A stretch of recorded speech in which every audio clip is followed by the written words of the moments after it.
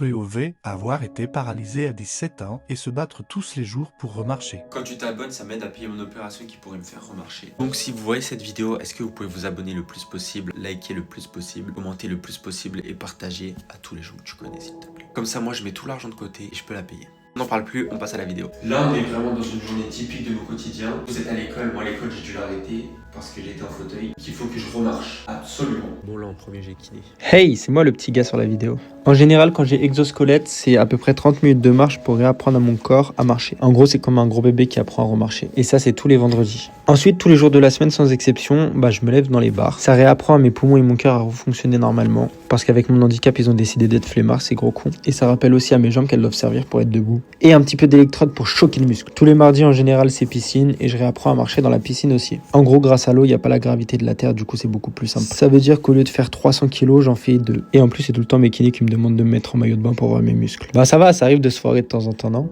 Là, je viens de rentrer de la rééducation, ça se voit, ça m'a bien fatigué. Ça fait partie d'un des jours où j'avais vraiment pas envie d'y aller.